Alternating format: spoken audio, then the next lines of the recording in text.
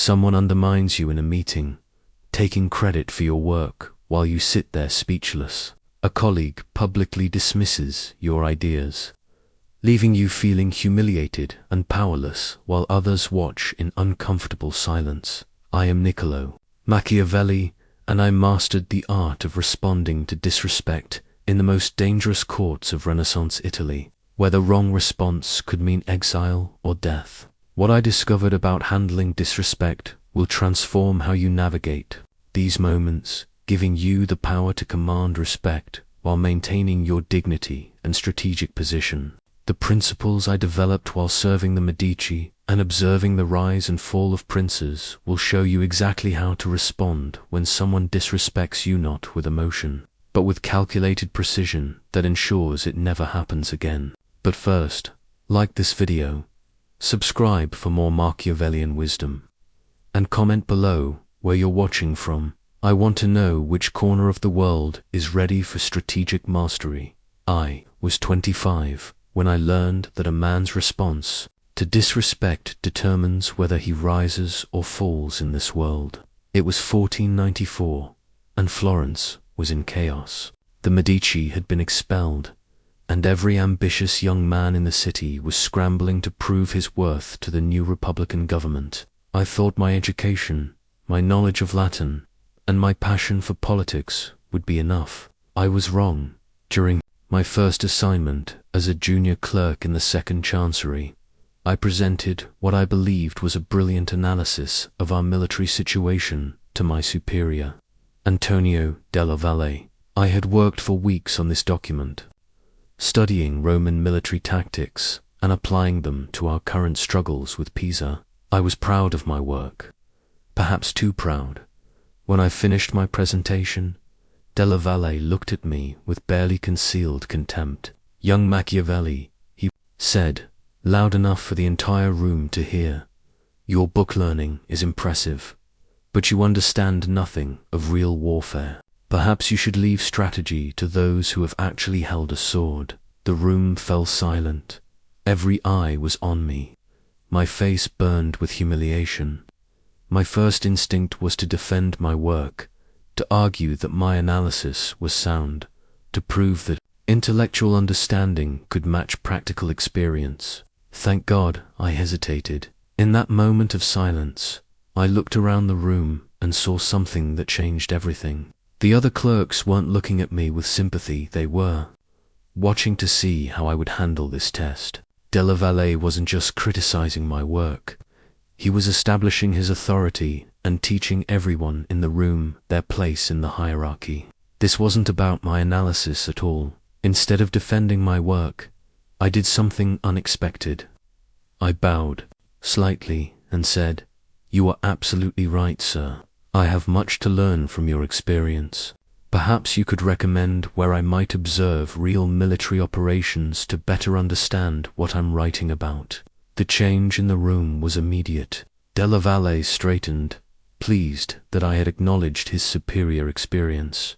The other clerks relaxed, seeing that I understood the game.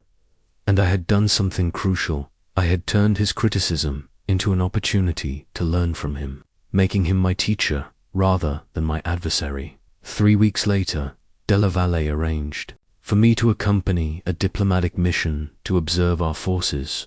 That experience gave me insights that no book ever could, and more importantly, it began a mentorship that proved invaluable throughout my career. From that day forward, I understood that when someone disrespects you, they are rarely attacking just you, they are usually asserting something about themselves, their position, or their insecurities. Your response must address not just the surface criticism, but the underlying dynamics at play. This lesson became the foundation of everything I learned about strategic response. The young man who would have argued and defended his work would have made an enemy. The one who chose to listen and learn made an ally and gained access to experiences that shaped his entire understanding of power. That moment taught me the first rule of strategic response. Always understand the real game being played before you make your move. 2 years after my lesson with Della Valle, I found myself in the most dangerous political arena in all of Europe, the court of Lorenzo de' Medici. The Medici had returned to power, and I had managed to secure a position that gave me access to the inner workings of Renaissance politics. What I witnessed there transformed my understanding of respect from a simple concept into a complex currency that determined who lived, who died, and who ruled. In Lorenzo's court, respect wasn't just about dignity, it was about survival. I watched men rise from obscurity to positions of immense power, simply because they understood how to handle disrespect with grace and strategy. I also watched others, equally talented and ambitious, destroy themselves with a single poorly chosen response to an insult. The court operated on an unspoken dichotomy, where respect was the most valuable currency. Like the golden florins that filled the Medici coffers, respect had to be earned, saved, spent wisely, and invested strategically. Those who squandered it on petty emotional responses found themselves bankrupt of influence, while those who accumulated it through careful management became untouchable. Lorenzo himself was the master of this system. I remember watching him during a particularly tense diplomatic reception when the Venetian ambassador, drunk on wine and his own importance, made a comment about Florentine military weakness that was clearly designed to provoke. The entire room held its breath, waiting for Lorenzo's response. Instead of defending our military prowess or expressing outrage at the insult, Lorenzo smiled and said, "Ambassador, you clearly have intelligence about our forces that I lack. Perhaps, over dinner tomorrow, you could share these insights with our military commanders. They would be fascinated to learn what the renowned Venetian intelligence network has discovered." The brilliance of this response revealed itself immediately. Lorenzo had done several things at once.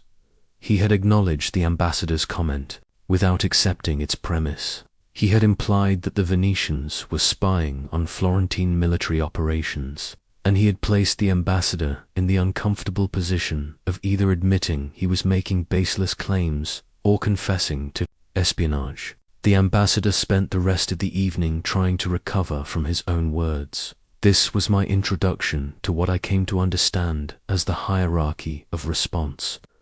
Not every slight deserved the same level of attention. Lorenzo taught me to categorize disrespect based on three factors: the source, the audience, and the stakes involved. When disrespect came from equals, it required a measured response that maintained your position without escalating unnecessarily. When it came from superiors, it demanded careful navigation that preserved your dignity while respecting the hierarchy. But when it came from inferiors, and this was crucial, it required responses that reinforced proper order without appearing tyrannical. I observed how the most successful courtiers never responded to disrespect with immediate emotion. They treated each incident as an investment opportunity, asking themselves, how can I use this moment to strengthen my position, reveal my character, and advance my interests? The ones who lasted understood that reputation was built through consistent demonstration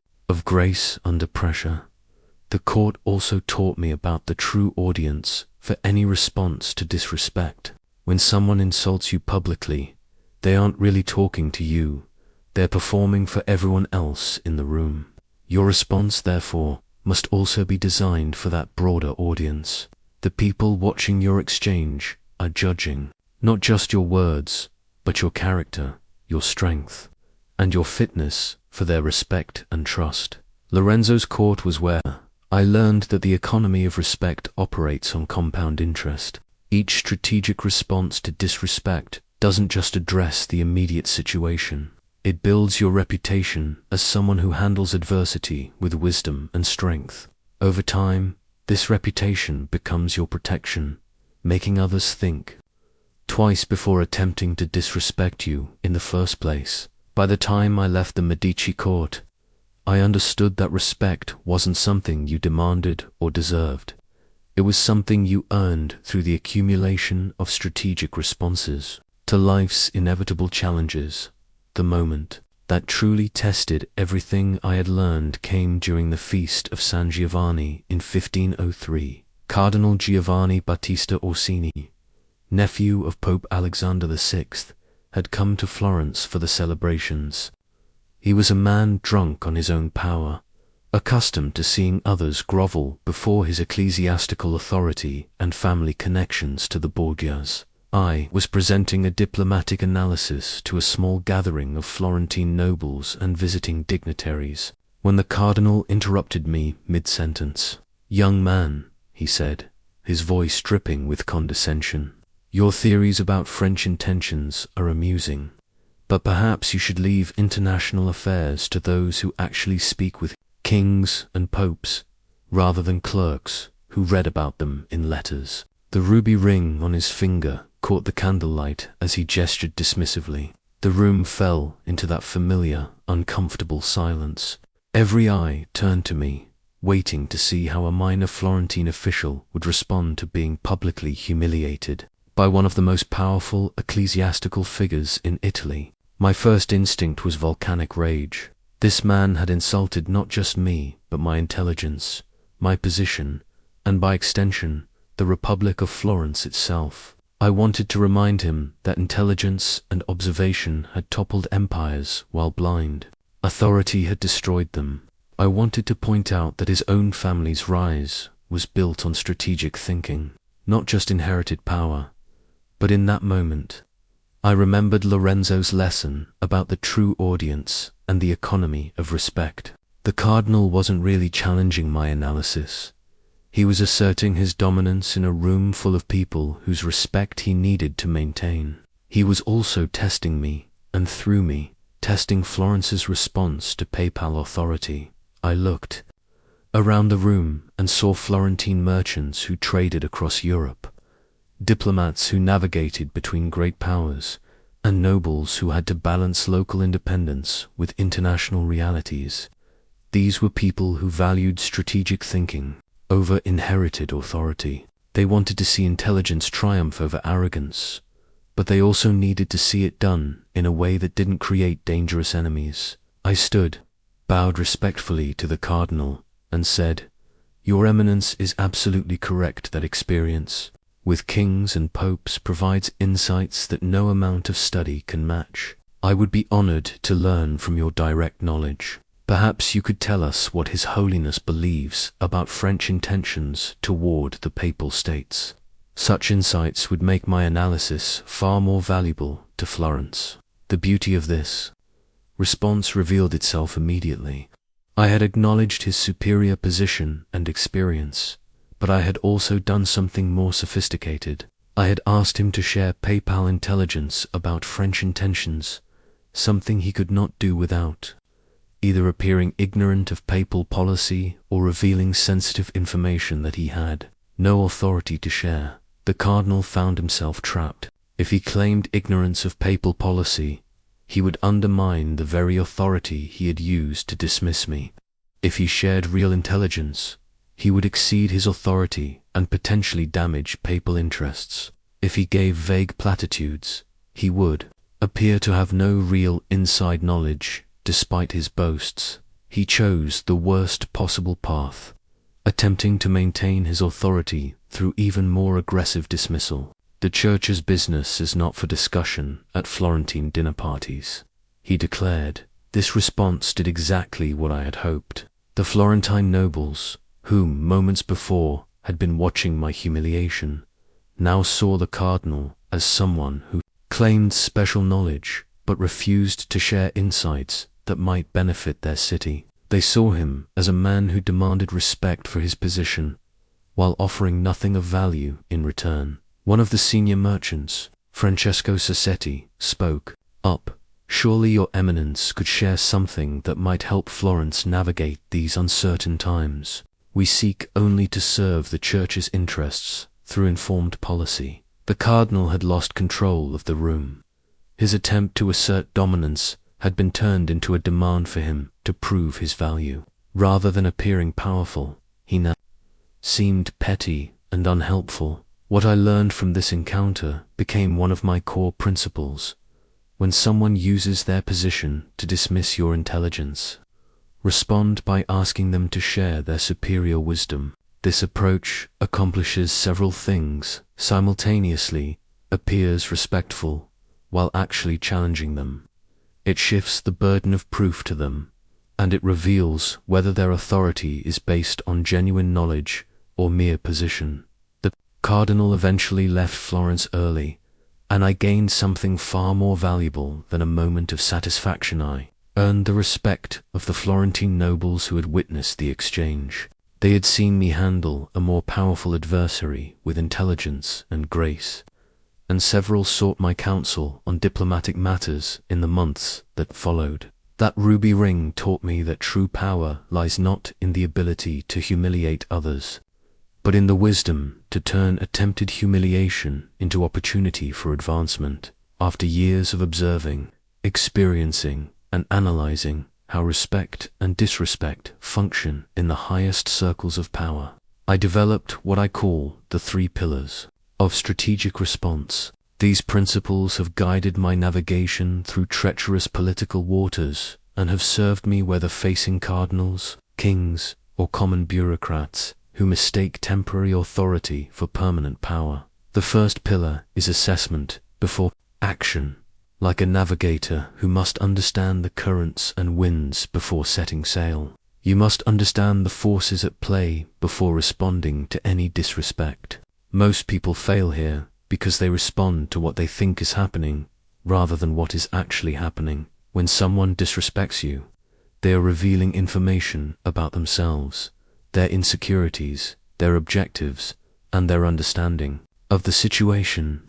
Your first task is to gather this intelligence. Ask yourself, why is this person challenging me now? What do they hope to gain? What do they fear losing? Who else is watching, and what are their interests? I learned this during my early diplomatic missions, when I would receive what appeared to be insults from foreign officials. My initial instinct was to defend Florentine honor immediately, but I discovered that what seemed like personal attacks were often negotiating tactics or tests of Florence's resolve. By pausing to understand the true nature of the challenge, I could craft responses that served our actual interests rather than just my wounded pride. The second pillar is understanding the true audience. Every act of public disrespect is a performance, and like any performance, its real purpose is to influence the audience. The person disrespecting you is rarely your primary concern. The people watching your exchange are the ones whose opinions will ultimately matter. During my time observing PayPal politics, I watched countless officials destroy themselves by responding to the apparent source of disrespect while ignoring the real audience. A cardinal might insult an ambassador publicly, but the real audience was other cardinals watching to see if the ambassador understood proper hierarchy. A successful response addressed both the cardinal's immediate challenge and the broader audience's need to see appropriate respect for church authority. This principle revolutionized how I handled confrontations. Instead of asking, "How do I put this person in their place?" I began asking, "How do I demonstrate my character and competence to the people whose respect I actually need?" This shift in focus transformed potential defeats into opportunities for advancement. The third pillar is crafting responses that serve your larger goals. Every response to disrespect should be an investment in your long-term objectives, rather than just a reaction to immediate offense. The most powerful responses accomplish multiple purposes. They address the immediate challenge, they strengthen your position for future interactions, and they advance your broader strategic interests. I perfected this approach during the complex negotiations surrounding the League of Cambrai. French representatives would regularly attempt to diminish Florentine influence through subtle insults and dismissive treatment. Rather than responding defensively, I used each instance to demonstrate Florence's value as an ally and our understanding of broader strategic realities. My responses weren't just diplomatic corrections, they were strategic communications that positioned Florence as an essential partner rather than a minor player. These three pillars work together like the points of a compass, giving you direction when emotions threaten to lead you astray. Assessment tells you where you actually are. Understanding the true audience shows you where you need to go, and crafting strategic responses provides the path to get there. The power of this framework lies in its ability to transform your relationship with disrespect itself. Instead of seeing challenges to your dignity as attacks to be repelled, you begin to see them as information to be processed and opportunities to be seized. Each instance of disrespect becomes raw material for building your reputation and advancing your interests. Most people approach disrespect reactively, allowing others to determine the terms of engagement. They respond with emotion, defend their ego, and focus on immediate satisfaction rather than long-term advantage. This approach ensures that they remain trapped in cycles of conflict and diminished respect. The strategic approach I developed flips this dynamic entirely. You become proactive, setting the terms of engagement through your measured response. You respond with intelligence, protect your interests, and focus on building the kind of reputation that makes future disrespect less likely and less damaging when it occurs. These pillars have served me through every challenge of my career, from navigating Medici court politics to maintaining dignity during my eventual exile from Florence. They transformed disrespect from a source of weakness into a tool for demonstrating strength, wisdom, and the kind of character that commands lasting respect.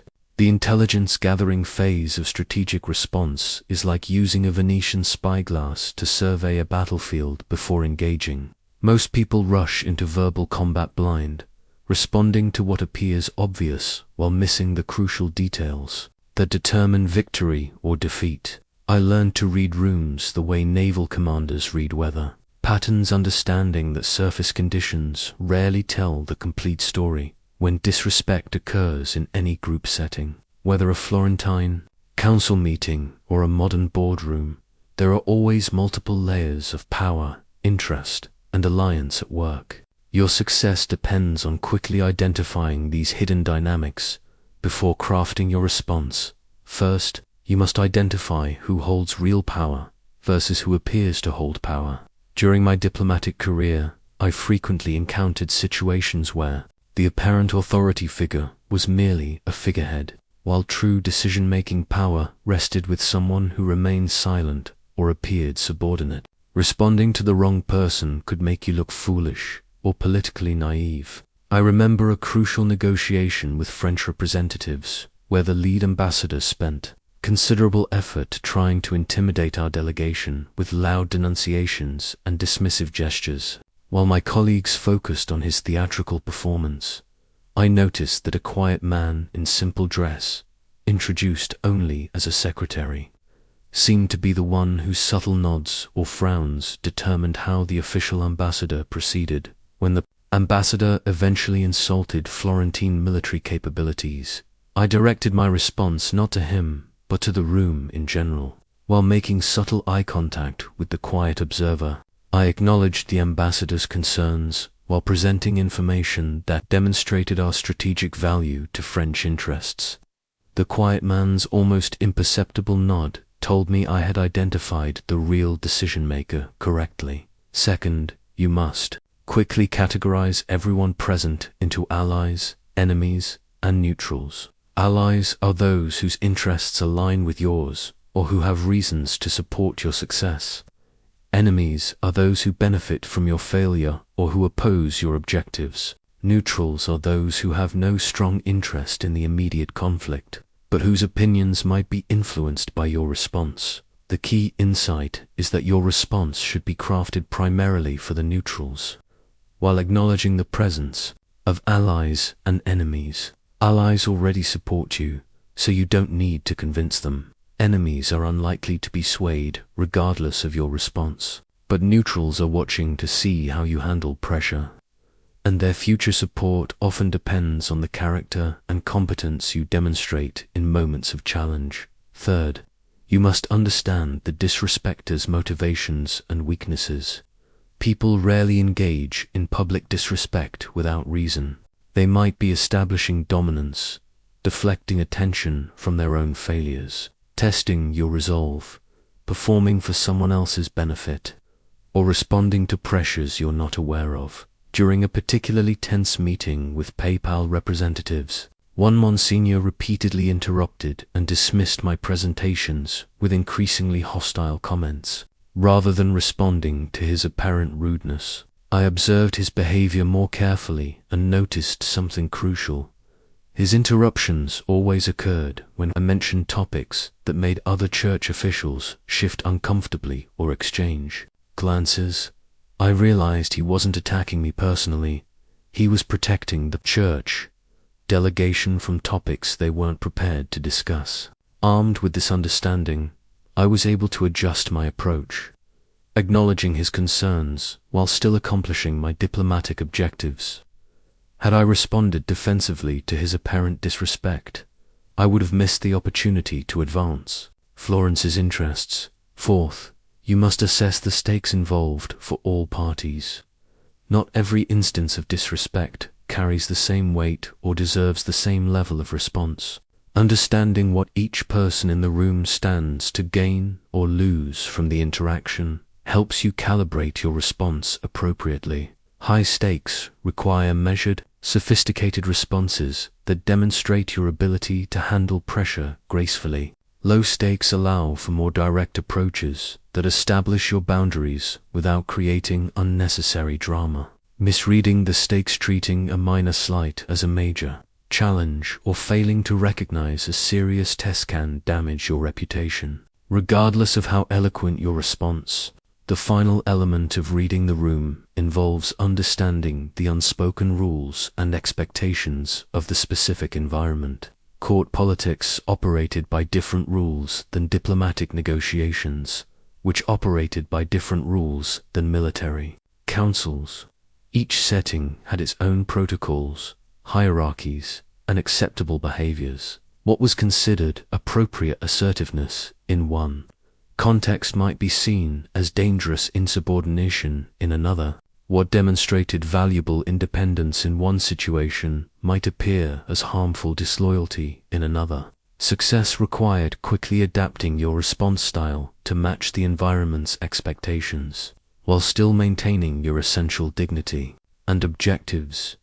This intelligence gathering must happen quickly, usually within the first few seconds after disrespect occurs. With practice, it becomes instinctive, like a master swordsman who assesses his opponent's stance, weapon, and surroundings in the moment before engagement. The information you gather in those crucial moments determines whether your response will advance your interests or damage them, whether you'll gain respect or lose it, and whether you'll emerge stronger or weaker from the encounter. The most dangerous test of my strategic response principles came in the winter of 1502, when I was sent as Florence's envoy to Cesare Borgia. Duke Valentino, as he was known, was at the height of his power, carving out a personal kingdom in the Romagna with ruthless efficiency and his father's papal support. He was also one of the most unpredictable and dangerous men in Italy, leader who had earned loyalty through a combination of brilliant strategy and terrifying brutality.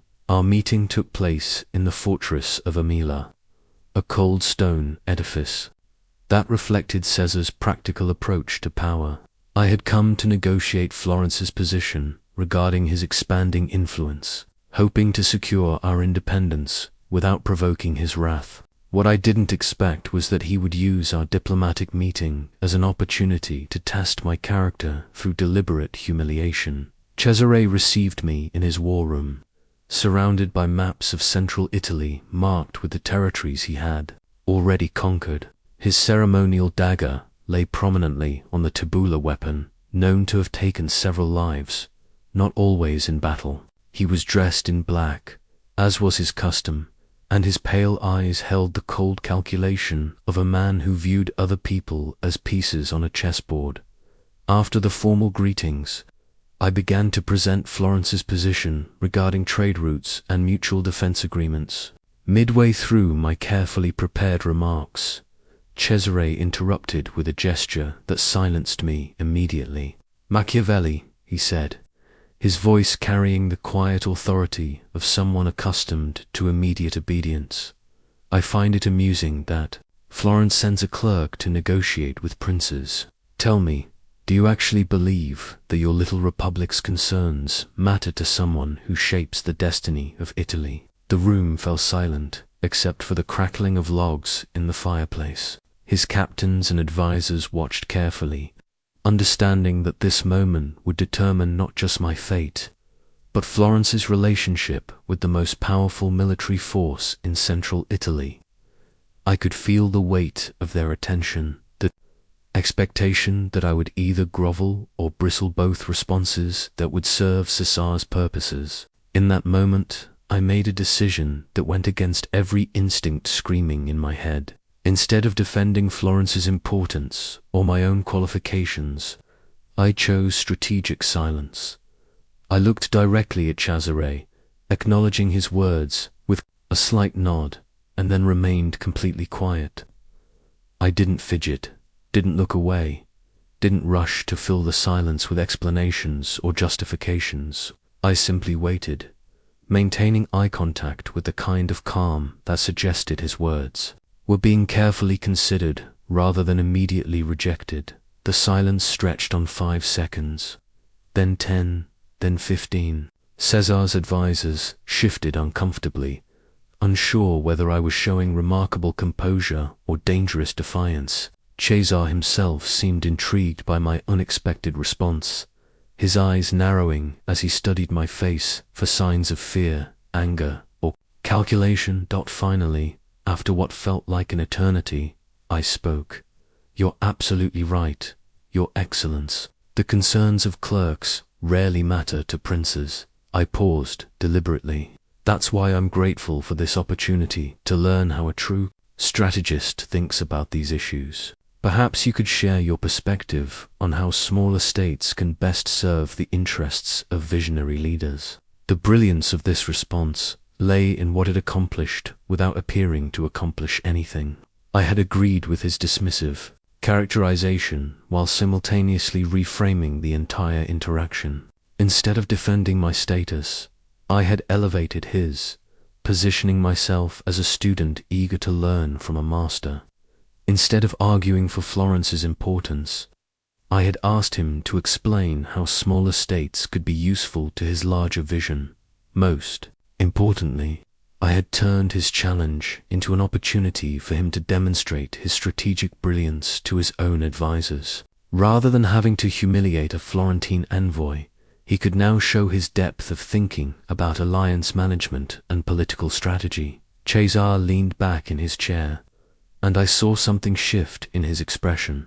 The test was over, and I had passed not by showing defiance or submission, but by demonstrating the kind of strategic thinking he respected. What followed was 3 hours of the most illuminating discussion about power, strategy, and statecraft I had ever experienced. He outlined his vision for Italian unification, explained his methods for managing conquered territories, and shared insights about French and Spanish intentions that proved invaluable to Florence's future policy decisions. More importantly, he treated me as a serious interlocutor rather than a minor functionary, leading to a relationship that benefited both our interests for years to come. That ceremonial dagger remained sheathed throughout our conversation, and I understood its symbolic message. Sometimes the greatest power lies not in demonstrating your ability to destroy, but in showing that destruction is unnecessary when intelligence and respect are present. The lesson I learned from Cesar became one of my most powerful tools when faced with someone testing your worthiness through disrespect. Strategic silence, followed by intelligent engagement, can transform potential humiliation into unexpected opportunity. The key is understanding that many powerful people aren't actually trying to destroy you. They're trying to determine whether you're worth their serious attention by refusing to react defensively, and instead inviting Cesare to share his superior wisdom, I had demonstrated the kind of strategic thinking that made me valuable to him rather than threatening. This approach has served me countless times since, turning potential adversaries into unexpected allies through the simple act of recognizing their excellence while maintaining my own dignity. Time is the most undervalued weapon in the arsenal of strategic response. Like sand flowing through an hourglass, each moment that passes after an instance of disrespect changes the dynamics of the situation, often in ways that favor the person who understands how to use delay strategically rather than react immediately. Most people treat immediate response as a virtue, believing that quick comebacks demonstrate wit and strength. This is a fundamental error that has destroyed more careers and relationships than perhaps any other mistake in human interaction. The immediate response serves the ego, but the delayed response serves your interests. I learned this principle during a particularly challenging period when I was managing correspondence between Florence and various European courts. A French diplomatic secretary, drunk on his proximity to royal power, sent a letter that was deliberately insulting to Florentine dignity. The letter arrived during a council meeting, and everyone expected me to compose an immediate response that would defend our honor. Instead, I announced that such an important matter deserved careful consideration, and that I would respond within 3 days. My colleagues were puzzled by this delay, interpreting it as either weakness or excessive caution. What they didn't understand was that those 3 days gave me something far more valuable than a quick defense of our pride. They gave me control over the narrative. During the delay, several crucial things happened. First, word of the French secretary's insulting letter spread through diplomatic circles in Paris, reaching people who understood that such behavior reflected poorly on French diplomatic protocols. Second, I was able to research the secretary's background and discover that he had been criticized before for exceeding his authority. Third, I learned that there were tensions within the French diplomatic corps about proper procedures for international correspondence. When I finally responded, I didn't address the insults directly. Instead, I wrote to his superior, expressing concern that such an important communication might have been altered or misrepresented during transmission, since it seemed inconsistent with the high standards of French diplomacy. I suggested that such matters required verification through proper channels to ensure that both nations could maintain their excellent relationship. This delayed response accomplished something no immediate defense could have achieved. The French were forced to investigate their own diplomatic procedures. The secretary was privately reprimanded for his behavior, and Florence was seen as taking the high road while still protecting our interests. Most importantly, the delay had allowed the situation to evolve in ways that served our strategic goals rather than just our immediate emotions. The power of delayed response lies in its ability to accomplish multiple objectives simultaneously. While you're taking time to consider your response, several psychological and political forces work in your favor. First, delay demonstrates emotional control and strategic thinking qualities that earn respect from observers who matter. People who respond immediately appear reactive and potentially unstable, while those who pause appear measured and thoughtful. This distinction alone can determine whether your response enhances or damages your reputation. Second, delay often makes your eventual response more powerful by building anticipation. When someone disrespects you publicly and you don't immediately fire back, people begin wondering what you're planning. This anticipation means that when you do respond, it receives more attention and carries more weight than any immediate reaction could have achieved. Third, delay frequently causes your antagonist to reveal more about their character and motivations. People who engage in public disrespect often expect immediate pushback, and when it doesn't come, they sometimes escalate their behavior or make additional mistakes that work to your advantage. Patience allows you to gather intelligence about their weaknesses and objectives. During my observations of papal politics, I watched Cardinal Giuliano della Rovere use delayed response to masterful effect. When a rival publicly questioned his theological qualifications during a instead of defending himself immediately, della Rovere simply noted the comment and moved on to other business. Over the following days, he quietly arranged for several respected theologians to reference his scholarship in other contexts, making his eventual response appear natural rather than defensive. When he finally addressed the original challenge, it was in the form of a casual reference during a discussion of church doctrine, where he demonstrated such depth of knowledge that the original criticism appeared petty and uninformed. The delay had transformed a defensive necessity into an opportunity to showcase his qualifications before the entire College of Cardinals. The art of strategic delay requires understanding different timing for different situations. Minor slights often benefit from longer delays, allowing them to be addressed indirectly or through demonstration rather than direct confrontation. Major challenges may require shorter delays that show you're taking the matter seriously while still maintaining strategic control. The key is using delay as a tool for improvement rather than avoidance. During the waiting period, you should be gathering information, crafting strategy, and positioning yourself for maximum advantage. Delay without purpose is merely procrastination, but delay with strategic intent becomes a weapon that serves your long-term interests. Modern communication has made this principle even more valuable, since immediate responses are now expected and valued in many contexts. The person who pauses before responding stands out as someone who thinks before speaking, a quality that's increasingly rare, and therefore increasingly valuable. Remember that your response doesn't have to directly address the original disrespect. To be effective, sometimes the most powerful delayed response is an action that demonstrates your character and competence in ways that make the original challenge appear irrelevant. Excellence displayed over time often provides better defense than any verbal comeback could achieve. The hourglass reminds us that time flows in only one direction, but how you use that flow determines whether it carries you toward your goals or away from them. The most sophisticated skill in strategic response is the ability to completely neutralize disrespect while allowing your challenger to maintain their dignity and save face.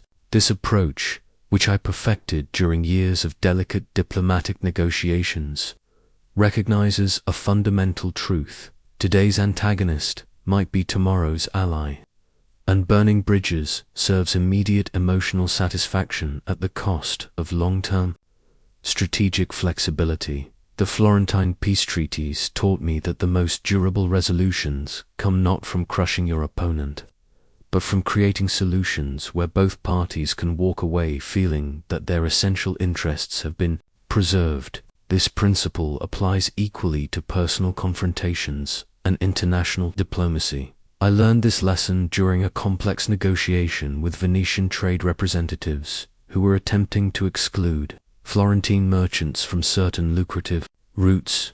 During one particularly tense session, their lead negotiator, Marco Dondillo, made what was clearly intended as an insulting comment about Florentine financial reliability. Perhaps, he said with elaborate courtesy that barely concealed his contempt, Florence should focus on local textile production rather than attempting to compete in markets that require substantial capital reserves and international credibility.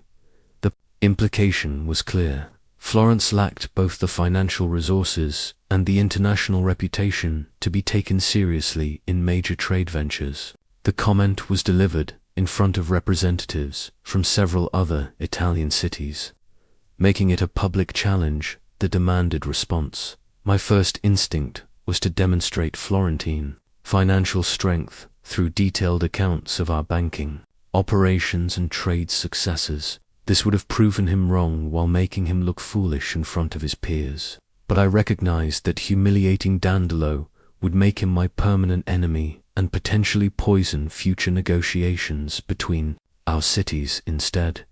I chose a response that acknowledged his expertise while reframing the discussion entirely. You raise an excellent point about the importance of financial stability in international trade, I said. Venice has certainly set the standard for how maritime republics can build sustainable commercial networks. Perhaps we could discuss how cities with different strengths might find ways to support each other's success rather than compete destructively.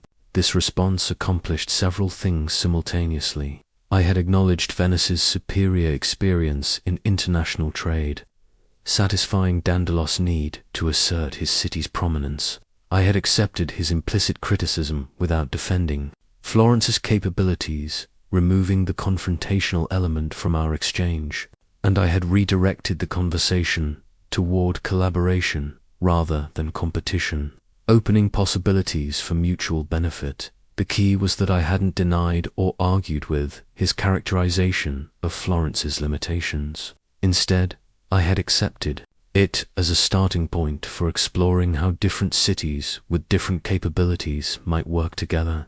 This approach allowed Dandolo to feel that his point had been heard and validated while removing any need for him to press his attack further. What followed was a productive discussion about complementary trade arrangements that benefited both cities. Dandolo became an advocate for Florentine inclusion in certain trade networks, since he had been instrumental in designing the collaborative approach.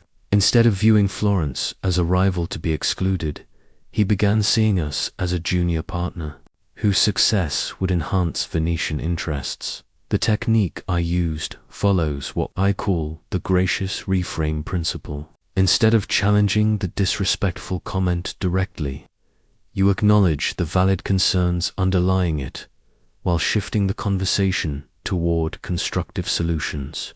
This approach neutralizes the attack while demonstrating your maturity and strategic thinking. The gracious reframe works because it refuses to engage with disrespect on its own terms. Disrespect seeks to diminish you and elevate the challenger. By acknowledging their expertise or concerns while redirecting toward collaboration, you maintain your dignity while removing their incentive to continue the attack. During another diplomatic encounter, a papal representative made a snide comment about Florence's military capabilities during discussions about mutual defense. Rather than defending our military strength or challenging his assessment, I responded, "You clearly have more experience with military planning than I do. Given your expertise, what would you recommend for smaller states that want to contribute meaningfully to regional security?" This response transformed a potential argument into a consultation. The papal representative found himself in the position of advisor rather than antagonist, and the first gained valuable insights into papal military thinking while demonstrating respect for his knowledge.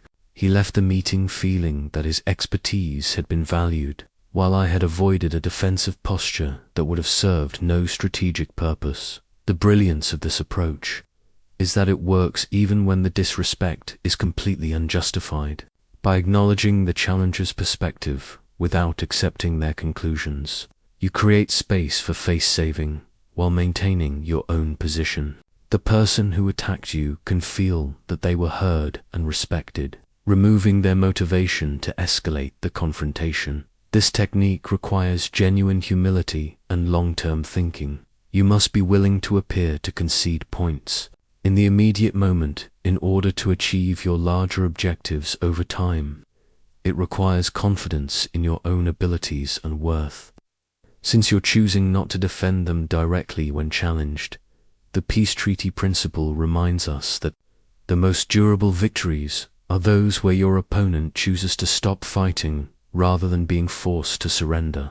When you dismantle disrespect without creating enemies, you demonstrate the kind of strategic wisdom that commands lasting respect from everyone who witnesses your response. This approach requires practice and discipline, since our natural instincts push us toward immediate defense or counterattack. But mastering this technique transforms you from someone who wins arguments into someone who builds alliances, creates opportunities, and maintains the kind of reputation that makes future disrespect both less likely and less damaging when it occurs. Sometimes life presents you with moments so perfectly designed to test your principles that they seem almost theatrical in their setup. Such was the case during my mission to the court of Emperor Maximilian in 1507, when what appeared to be my greatest diplomatic humiliation became the foundation for one of my most significant strategic victories.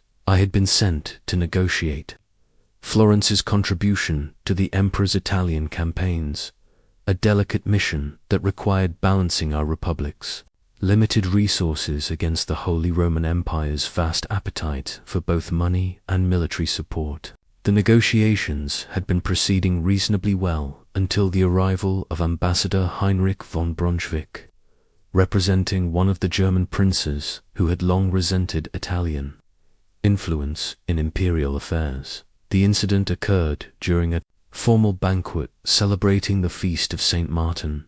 I was presenting Florence's proposed terms for supporting the emperor's upcoming campaign when von Braunschweig interrupted with what can only be described as calculated cruelty. "Your Imperial Majesty," he announced, his voice carrying across the great hall. "Perhaps we should pause these discussions until the Florentine representative can present credentials from a state that actually matters in European affairs. Surely, Your Majesty's time is too valuable to spend negotiating with Italian city-states that exist only at the pleasure of real powers." The broken diplomatic seal I carried my formal authorization from the Florentine Signoria suddenly felt heavy. In my hands, the hall fell silent, and I could feel every eye upon me. The emperor himself looked uncomfortable, caught between diplomatic protocol and the obvious insult his guest had delivered to another diplomatic representative. My immediate instinct was to defend Florence's importance, to recite our contributions to European banking, our role in recent conflicts, our strategic position in Italian affairs. I wanted to remind this provincial German lord that Florence had been a center of civilization when his ancestors were living in wooden halls, that our bankers financed the very armies he served. But in that moment of public humiliation, I remembered my core principle: understand what game is actually being played. Von Braunschweig wasn't really attacking. Florence was positioning himself with the emperor by demonstrating his zealous protection of imperial dignity. He was also testing whether I would respond like a petty diplomat defending his wounded pride, or like a serious strategist focused on larger objectives. Instead of defending Florence's importance, I did something unexpected. I stood, bowed respectfully to both the emperor and von Braunschweig, and said, "Ambassador Heinrich raises an excellent point about the efficient use of His Imperial Majesty's valuable time. Perhaps Your Majesty could advise me, given your vast experience with European affairs, which smaller states have proven most useful in supporting imperial objectives. I would hate for Florence to presume importance we haven't earned." The brilliance of this response revealed itself immediately. I had agreed with von Braunschweig's basic premise, while transforming his attack into a request for imperial wisdom. Instead of arguing about Florence's significance, I had asked the emperor to demonstrate his strategic knowledge by explaining how smaller states could best serve imperial interests. The emperor, who was actually quite intelligent despite his political limitations, immediately understood what I had done. Rather than watching a defensive Italian diplomat embarrass himself, he was now being invited to showcase his understanding of alliance management and strategic thinking. The question I had posed was genuinely interesting and relevant to his immediate needs. What followed was a fascinating hour-long discussion during which the emperor outlined his philosophy of coalition building, explained how he evaluated potential allies, and described the various ways smaller states could contribute to imperial success. As he spoke, it became clear that Florence possessed many of the qualities he valued most: financial resources, strategic location, diplomatic experience, and political stability. By the end of his discourse, the emperor had essentially made the case for Florentine importance better than I ever could have. He had convinced himself, in front of his entire court, that Florence was exactly the kind of ally he needed. Von Braunschweig found himself in the awkward position of having prompted a discussion that highlighted Florence's value rather than diminishing it. The true genius of what had occurred became apparent in the days that followed, because the emperor had been the one to articulate Florence's strategic value. He became invested in our success, rather than viewing our negotiations as a favor to a minor Italian state. He began seeing them as an opportunity to implement his own theories about effective alliance building. Von Braunschweig, meanwhile, couldn't continue his attacks without appearing to challenge the emperor's judgment. His attempt to diminish Florence had backfired completely, and he spent the remainder of my visit trying to repair the damage to his own standing. This experience taught me one of my most powerful techniques. When someone attempts to humiliate you by questioning your qualifications or importance, invite a higher authority to explain what qualifications and importance actually matter. This approach accomplishes several things simultaneously, appears humble while actually being strategic. It shifts the burden of evaluation to someone whose opinion carries more weight, and it often results in that authority making your case better than you could have made it yourself. The broken seal that had felt so heavy during von Braunschweig's attack became a symbol of something profound. Apparent defeats often contain the seeds of unexpected victories for those who understand how to plant them in fertile ground. What matters is not the immediate humiliation, but how you transform that moment into an opportunity for advancement. Years later, when I reflected on this incident while writing about the nature of political fortune, I realized that von Braunschweig had inadvertently done me one of the greatest favors of my diplomatic career.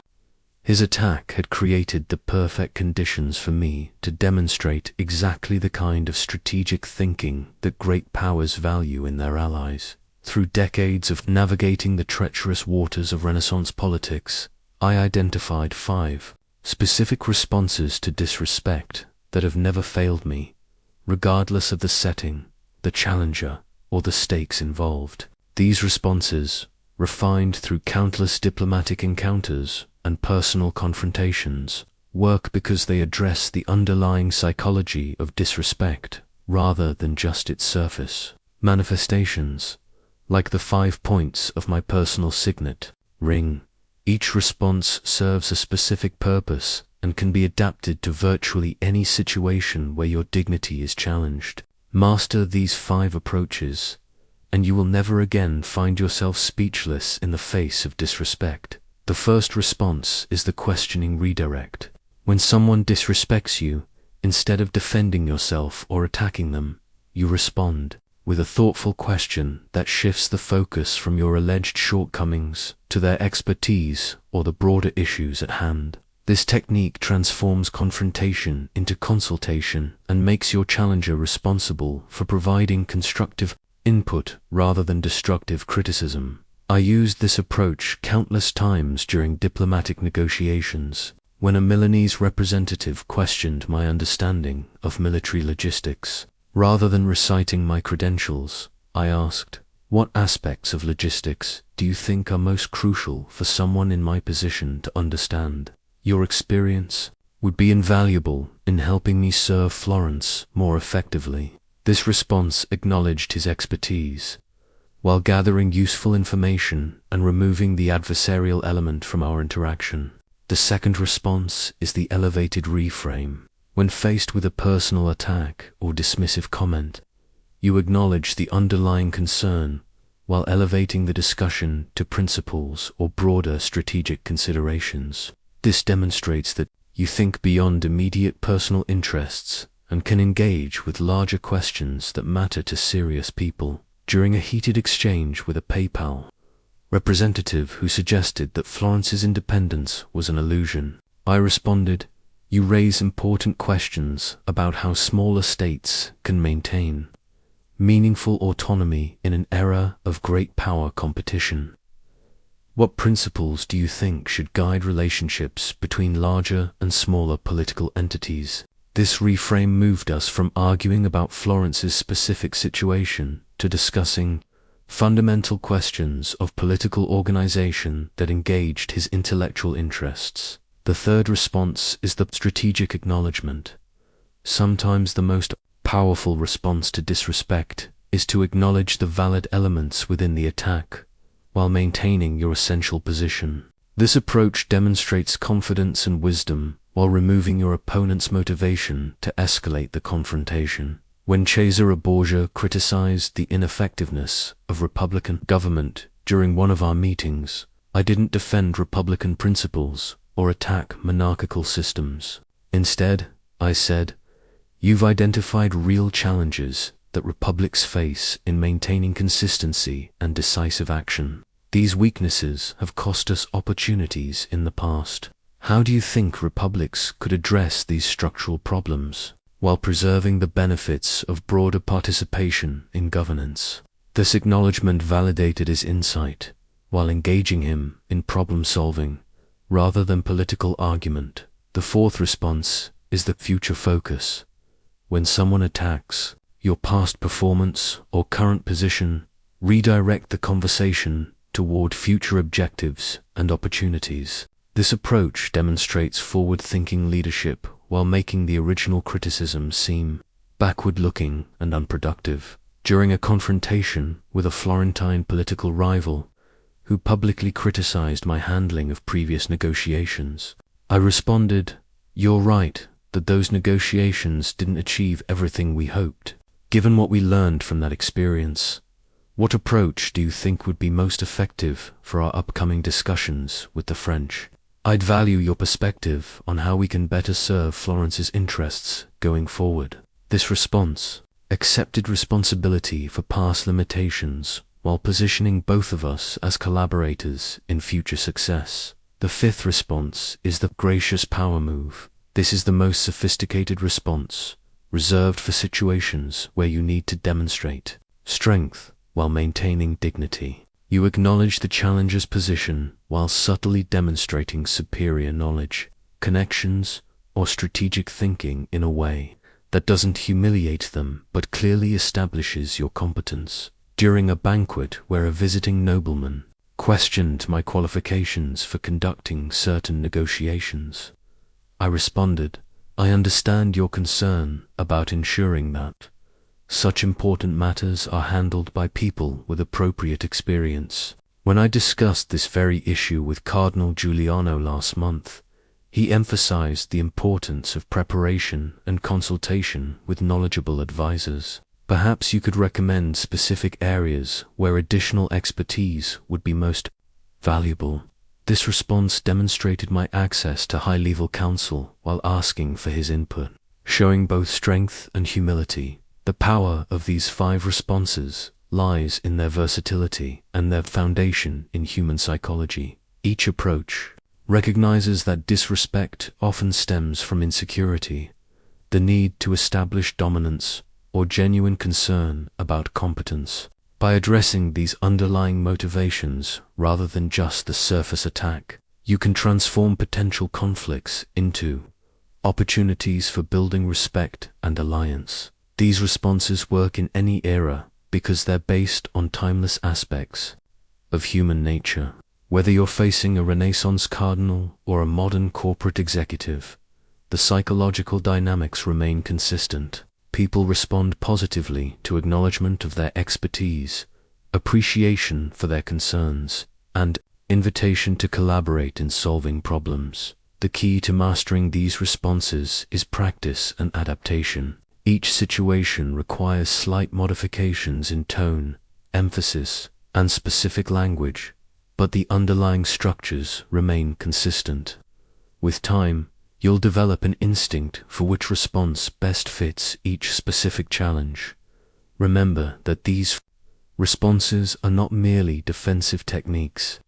They're tools for demonstrating the kind of character and intelligence that commands lasting respect. Each time you use one of these approaches successfully, you build a reputation as someone who handles pressure with grace and wisdom, making future disrespect both less likely and less damaging when it occurs. My signet ring bore these 5 points, as a reminder that true power lies not in the ability to destroy one's opponents, but in the wisdom to transform opposition into opportunity through strategic response. Public humiliation is the most dangerous form of disrespect because it threatens not just your immediate dignity, but your long-term reputation among people whose opinions shape your future opportunities. Like standing at the podium in Florence's town square, where citizens gathered to hear proclamations and witness public trials. Every public challenge puts your character on display before an audience whose judgment will follow you long after the immediate confrontation ends. The fundamental difference between private and public disrespect lies in the audience factor. Private disrespect affects only the immediate relationship between you and your challenger.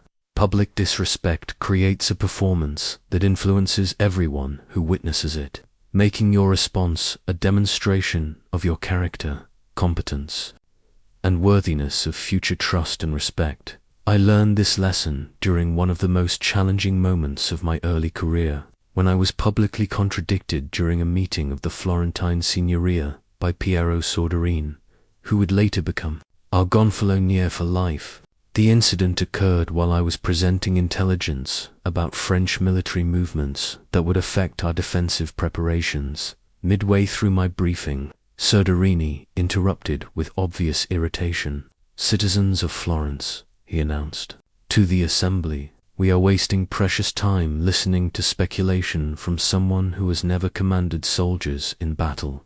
Perhaps we should hear from people with actual military experience rather than clerks who confuse reading about war with understanding it." The chamber fell silent. Every member of the Signoria was watching to see how I would handle this public challenge to my credibility and competence. My immediate instinct was to defend my intelligence sources and analytical methods, to prove that my assessment was based on solid information rather than mere speculation. But I recognized that the real audience wasn't. Soderini was the other. Members of the Signoria who would vote on our defensive measures and whose future confidence in my judgment would determine my effectiveness in serving Florence. They needed to see how I handled pressure and whether I could maintain focus on Florence's interests rather than my wounded pride. Instead of defending my qualifications, I addressed the chamber directly. "Citizen Soderini raises an important point about the value of battlefield experience in evaluating military intelligence.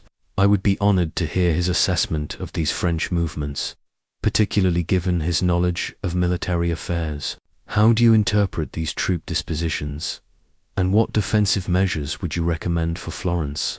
This response accomplished several crucial objectives simultaneously. I had acknowledged Soderini's criticism publicly, satisfying his need to establish his authority before the assembly. I had invited him to share his military expertise, positioning him as a collaborator rather than an opponent. Most importantly, I had demonstrated to the other Signoria members that I could handle challenges gracefully while keeping our discussion focused on Florence's security needs rather than personal conflicts. Soderini found himself in the position of having to provide constructive military analysis rather than continuing his attack on my competence.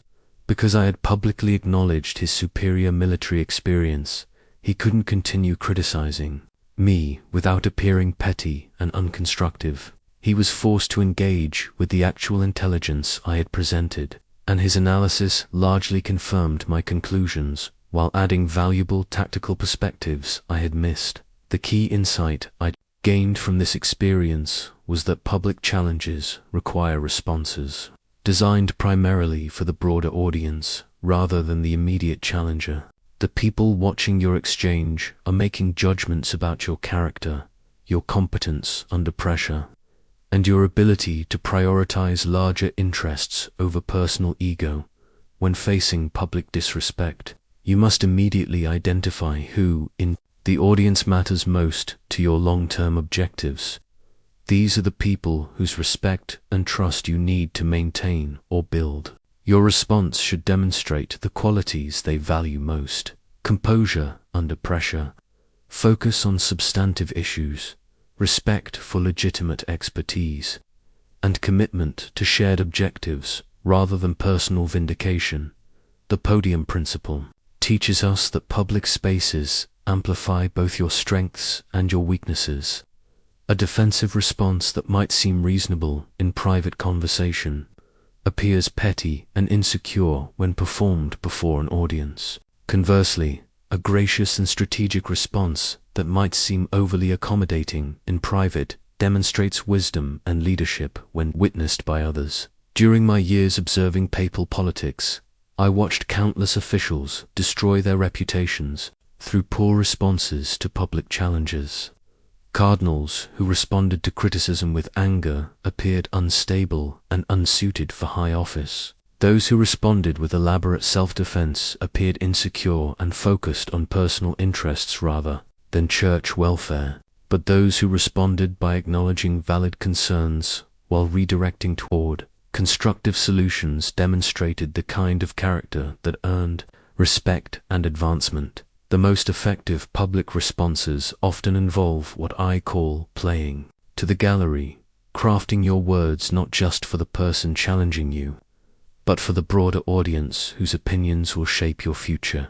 This doesn't mean pandering or performing, but rather demonstrating the qualities that serious people value when making judgments about character and competence. Remember that public humiliation attempts often backfire on their perpetrators. If you respond strategically, when someone attacks you publicly, they're taking a risk with their own reputation. If you respond with grace and wisdom while they appear petty or aggressive, the audience often concludes that you're the more admirable person. Your challenger's attempt to diminish you ends up diminishing them instead. The town square reminds us that reputation is built through accumulated public demonstrations of character. Each time you handle public disrespect with strategic wisdom, rather than emotional reaction, you add to your reputation as someone who can be trusted with greater responsibilities and challenges. This long-term reputation becomes your protection against future attacks and your foundation for continued advancement. Master the art of public response, and you transform every challenge into an opportunity to demonstrate the qualities that command lasting respect from people whose opinions truly matter to your success. There exists no earthly authority more absolute than that of the Pope, and there exists no challenge more delicate than responding to papal criticism when you represent a secular state that must maintain both its independence and its relationship with the Church. I learned this lesson in the most dramatic way possible during my audience with Pope Julius II in 1506, when His Holiness delivered what can only be described as a public rebuke that threatened to destroy Florence's standing with the Vatican. The papal bull parchment I carried bore the formal seal of Pope Julius II, but it contained words that burned like acid against Florentine pride. I had been summoned to Rome to explain why Florence had failed to provide adequate military support for the Pope's campaign to reclaim papal territories from Venetian control. The audience took place in the papal apartments, with several cardinals and foreign ambassadors present, making it a thoroughly public humiliation. Pope Julius, known for his fierce temperament and military ambitions, did not waste time with diplomatic niceties. "Machiavelli," he began, his voice echoing off the ornate walls, "your republic demonstrates the weakness that comes from government by committee. While we wage holy war to restore church lands, Florence dithers and debates, offering excuses instead of soldiers. Perhaps Florence has forgotten that the Church's strength is what allows small republics to exist at all." The silence that followed was deafening. Every person in that ornate chamber understood they were witnessing a moment that would define Florence's relationship with the Vatican for years to come. The cardinals watched carefully, understanding that my response would indicate whether Florence remained a reliable ally or had become an obstacle to papal ambitions. My immediate instinct was to defend Florence's contributions to church causes, to explain the legitimate constraints on our military capabilities, to remind His Holiness of our long history of supporting papal interests. But I recognized that this was not really about military assistance. It was about authority, hierarchy, and the proper relationship between temporal and spiritual power. More importantly, I understood that Pope Julius was not just expressing personal frustration. He was testing whether Florence understood its proper place in the complex web of Italian politics. A defensive response would suggest that we viewed ourselves as equals who could negotiate terms with the Church. An overly submissive response would invite further demands and diminish our ability to serve our own interests. I chose what I call the strategic retreat with reserved dignity, a response that acknowledged papal authority while preserving Florence's essential autonomy. I knelt, as protocol demanded, and said, "Your Holiness speaks with the wisdom that comes from shouldering the spiritual welfare of all Christendom. Florence recognizes that our local concerns must never impede the Church's sacred mission. We seek only your guidance on how a small republic can better serve these larger purposes while fulfilling our duties to our own citizens." This response accomplished several delicate objectives. I had acknowledged papal supremacy in spiritual matters without conceding Florentine independence in temporal affairs. I had accepted his criticism without agreeing that Florence had acted wrongly, framing our position as a request for guidance rather than a defense of past actions. Most crucially, I had demonstrated proper respect for his authority while subtly reminding him that Florence had legitimate obligations to its own people. Pope Julius studied me carefully for what felt like an eternity. Then, unexpectedly, his expression softened slightly. "You speak more wisely than many who claim greater experience," he said. "The challenge is indeed how to balance competing duties without compromising essential principles." What followed was a frank discussion about the realities of Italian politics, the constraints facing different types of governments, and the practical difficulties of coordinating military campaigns among allies with different capabilities and interests. The Pope revealed himself to be far more politically sophisticated than his reputation for fiery temperament suggested. By the end of our audience, we had reached an understanding that served both Florence's interests and papal objectives. Florence would provide financial support and logistical assistance rather than troops, allowing us to contribute meaningfully without exceeding our military capabilities. The Pope gained resources he actually needed, while Florence avoided commitments we couldn't fulfill. The key insight from this encounter was understanding how to respond when you cannot challenge the source of disrespect directly due to hierarchical realities. Whether facing a pope, a king, or a powerful CEO, sometimes strategic submission combined with dignified explanation serves your interests better than any attempt at equal-footed defense. The papal bull taught me that responding to ultimate authority requires a different approach than responding to equals or inferiors. You must acknowledge the hierarchy while still protecting your essential interests. This involves finding ways to accept criticism without accepting complete subordination, to show respect without abandoning self-respect. The technique I developed involves what I call principled deference, acknowledging superior authority while maintaining your commitment to legitimate principles and obligations. This approach allows you to bend without breaking, to show respect for power, while preserving your capacity to serve your own essential interests. When facing overwhelming authority, remember that total resistance often leads to total destruction, while strategic accommodation can preserve your ability to influence outcomes and protect what matters most. The goal is not to win the immediate confrontation, but to maintain your position and relationships. so you can continue advancing your longer-term objectives. The throne of St. Peter reminded me that even the most absolute earthly power operates within constraints and depends on cooperation from others.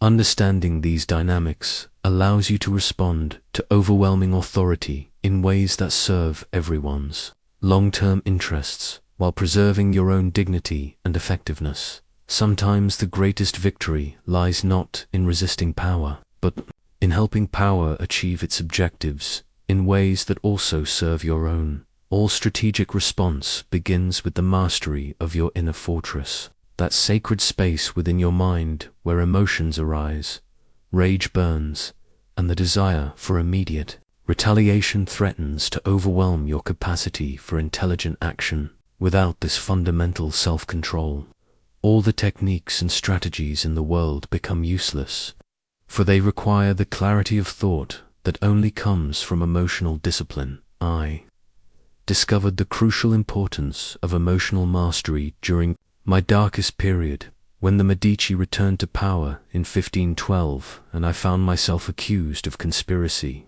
imprisoned, and tortured. In those moments of physical pain and psychological torment, when every instinct screamed for me to confess to crimes I had not committed or to rage against my accusers, I learned that the mind's response to extreme pressure determines not just immediate outcomes, but one's entire future trajectory. The copy of Marcus Aurelius's Meditations that I kept in my private library became my guide during this ordeal. The Stoic emperor's insights about maintaining inner peace while bearing external responsibilities resonated deeply with my own situation.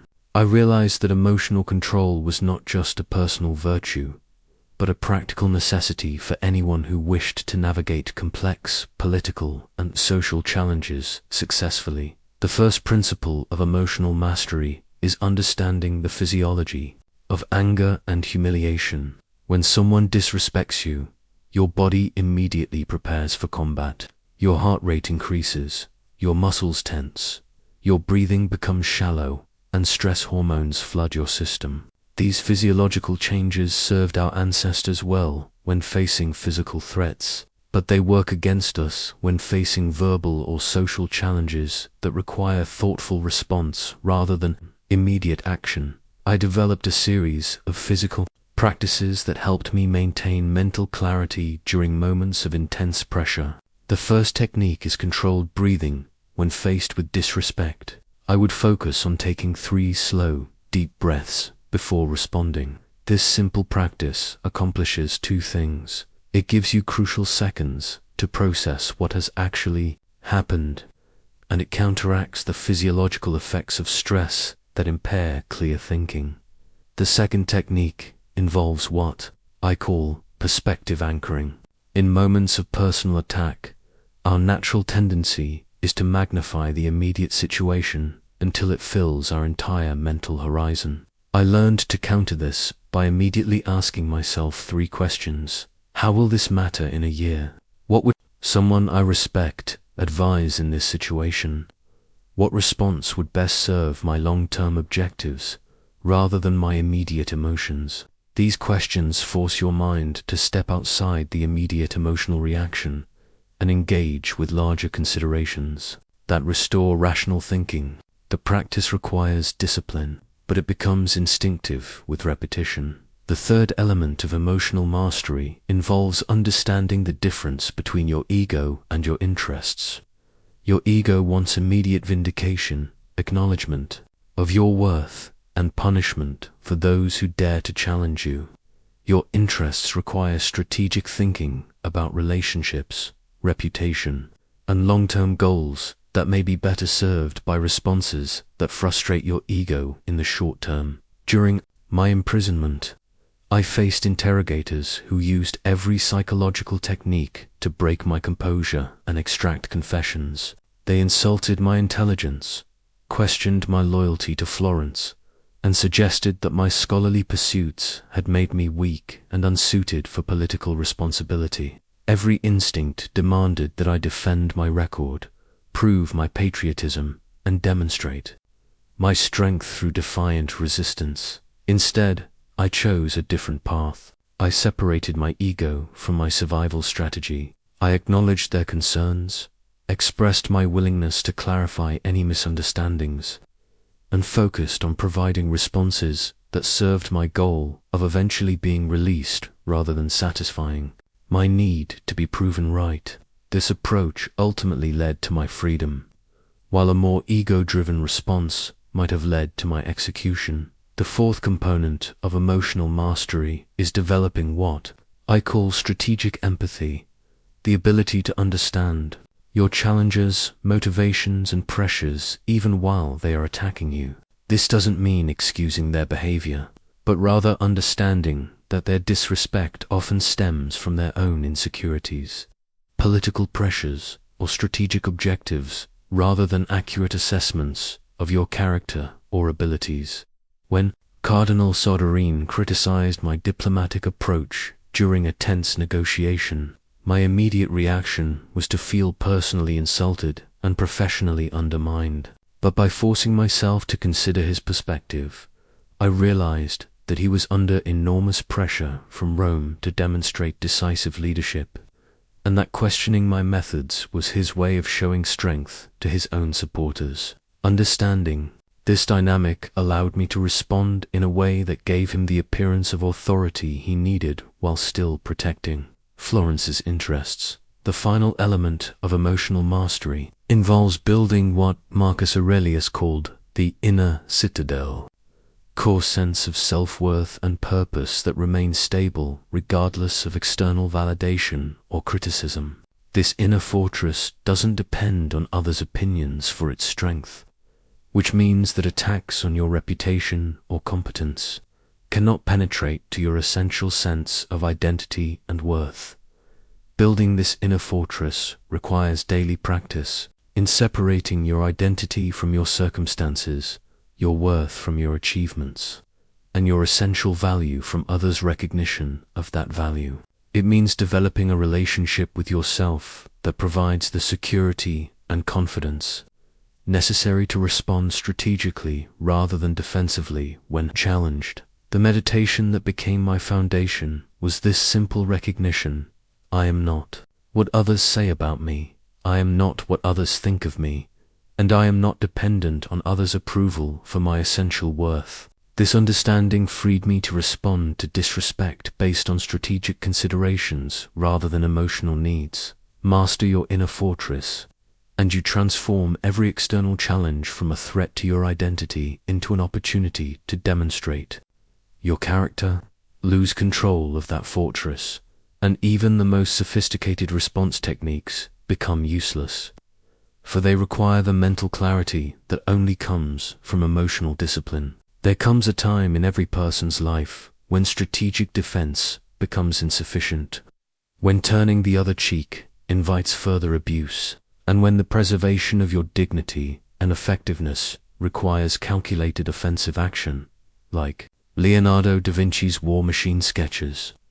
A strategic counterstrike must be precisely engineered, deployed with perfect timing, and powerful enough to ensure that your opponent never again mistakes your restraint for weakness. The decision to move from defensive response to strategic offense is perhaps the most delicate judgment call in all of human interaction. Strike too early or with disproportionate force, and you appear aggressive and unstable. Fail to strike when the situation demands it, and you invite escalating abuse that can destroy your reputation and effectiveness. The art lies in recognizing when defense has failed, an offense has become necessary for your survival and success. I learned this lesson during my confrontation with Francesco Vettori, a fellow Florentine diplomat who had begun systematically undermining my credibility with key officials in an attempt to advance his own career at my expense. For months, I had responded to his subtle attacks with gracious professionalism, hoping that his behavior would either improve or become obvious enough to others that intervention would occur naturally. Instead, Vettori interpreted my restrained responses as weaknesses and escalated his campaign. He began spreading rumors about my loyalty to Florence, questioning my competence in private conversations with influential citizens, and taking credit for successful initiatives I had led. The situation reached a crisis point when he publicly contradicted my assessment of French intentions during a crucial Signoria meeting, using information he had obtained through private conversations with me to make my analysis appear uninformed and potentially dangerous. I recognized that continued defensive responses would only encourage further abuse while allowing him to destroy my effectiveness in serving Florence. The time had come for a strategic counterstrike that would end his campaign against me, while demonstrating to others that my restraint should not be mistaken for vulnerability. The principles governing effective counterstrikes are precise and unforgiving. First, your response must be proportional to the aggregate damage your opponent has caused, not just their most recent offense. Second, it must be based on factual information that you can prove, not speculation or personal animosity. Third, it must serve a larger purpose beyond personal vindication, advancing your legitimate objectives while neutralizing the threat against you.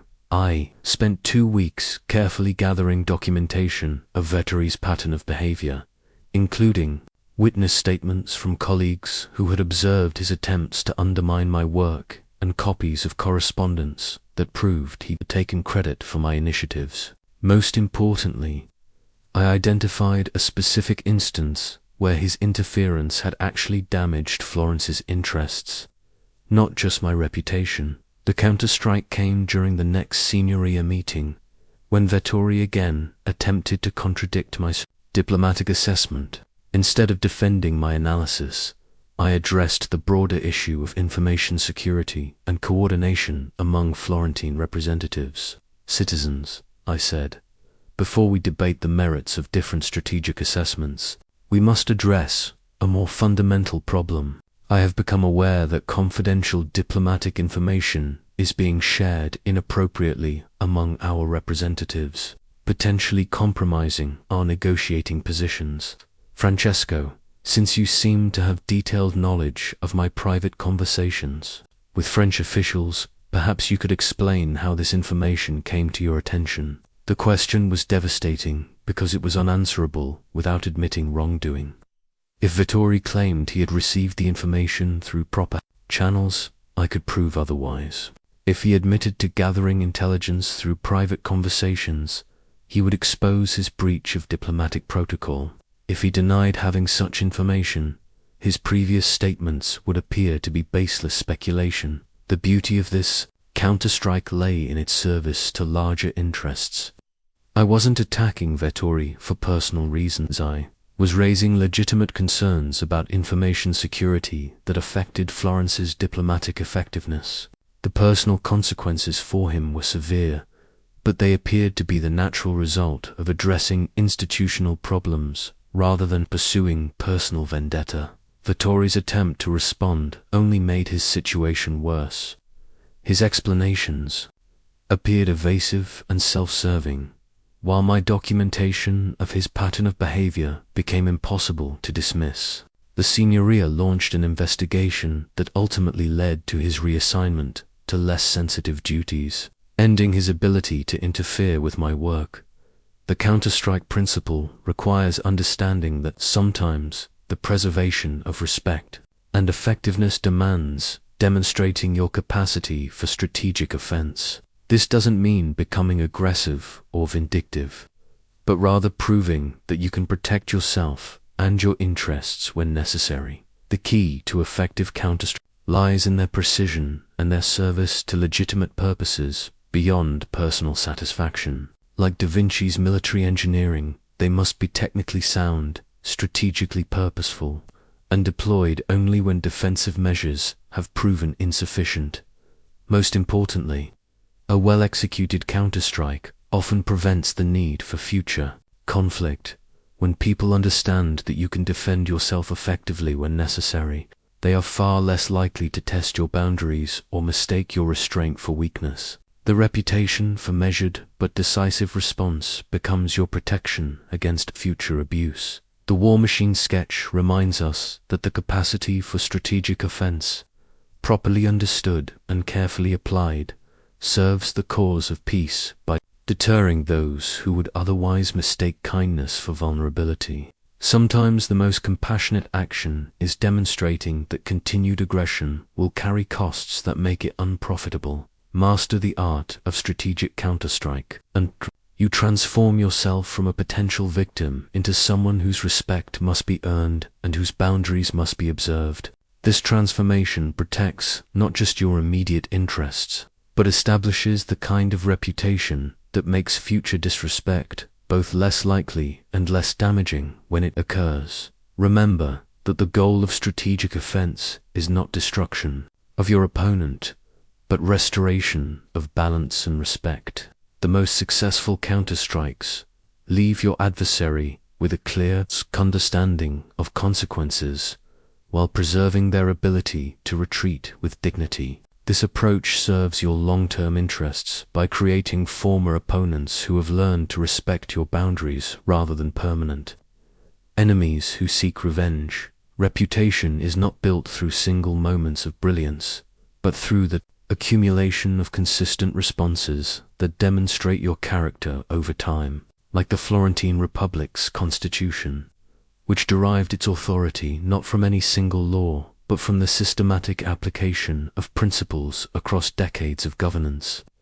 Your personal reputation for wisdom and strength develops through the pattern of your responses to countless small challenges and major crises alike.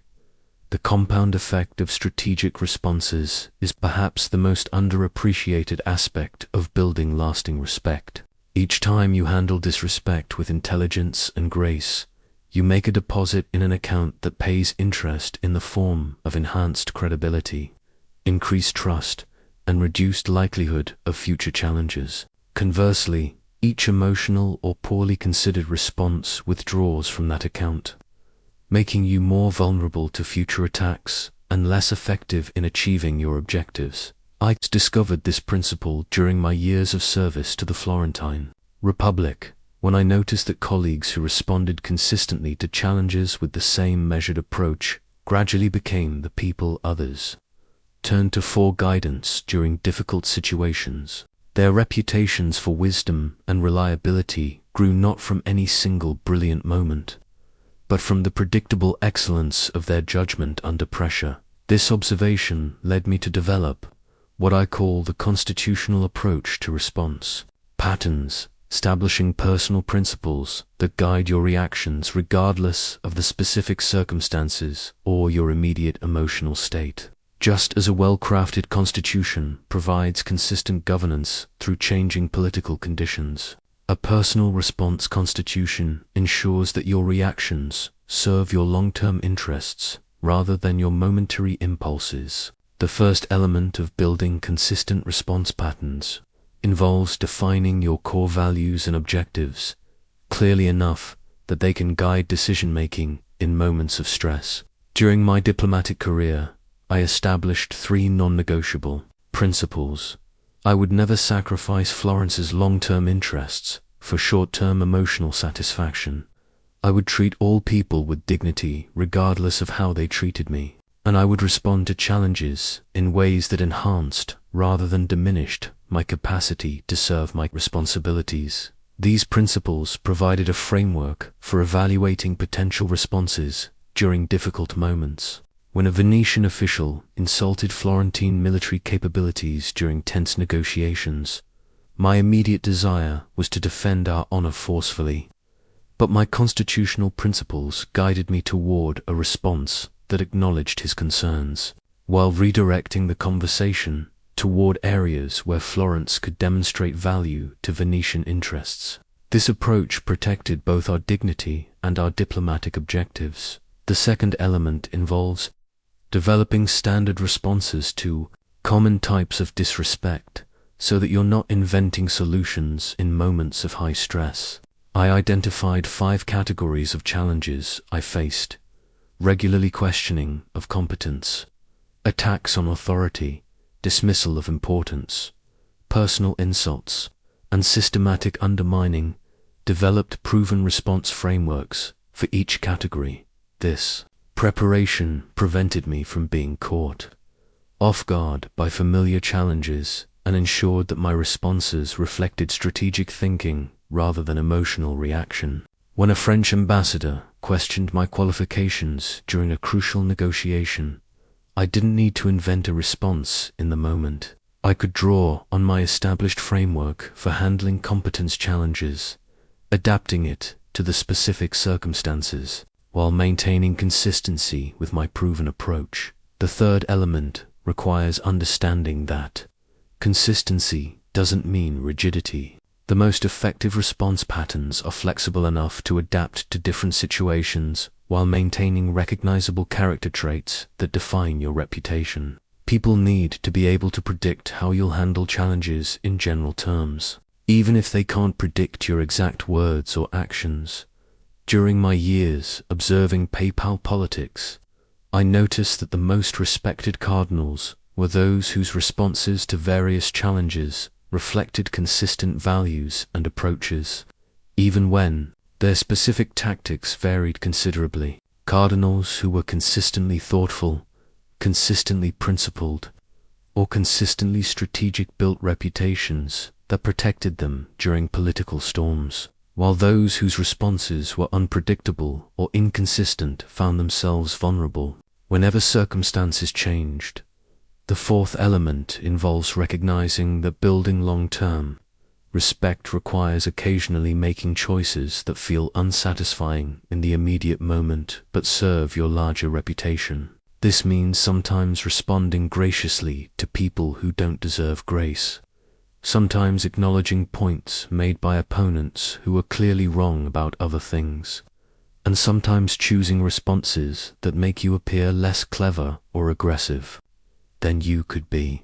I learned this lesson during a confrontation with a junior colleague who had publicly criticized my handling of a sensitive negotiation. My immediate instinct was to demonstrate superior knowledge and experience in a way that would humiliate him and discourage future challenges. Instead, I chose to acknowledge the valid concerns in his criticism while offering to share the information that had guided my decision-making. This response made me appear less dominant in the immediate moment, but it enhanced my long-term reputation for fairness and mentorship. The constitutional approach to response patterns recognizes that your reputation is your most valuable asset in navigating human relationships and achieving your objectives.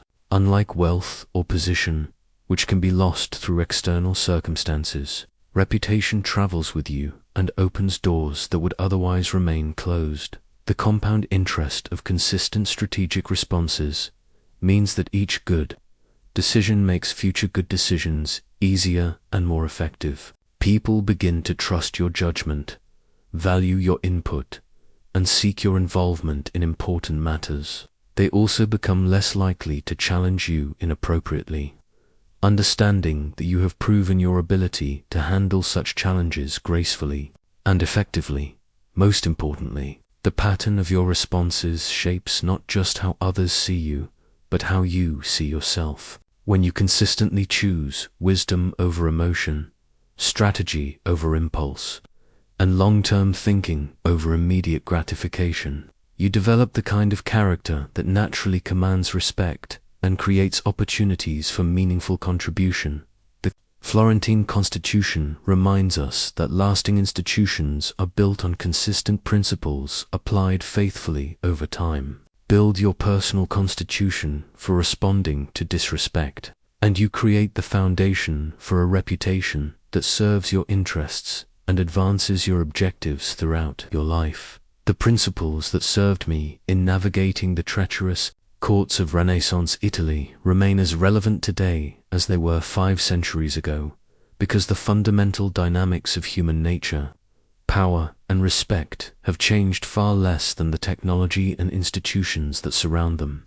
Whether you face a hostile cardinal in the Vatican or an undermining colleague in a corporate boardroom, the psychological and strategic elements of the challenge remain remarkably consistent. The modern business card sitting on my Renaissance desk serves as a perfect symbol of this continuity. The tools and contexts have evolved dramatically, but the essential human drives for recognition, dominance, security, and advancement operate today exactly as they did in my time.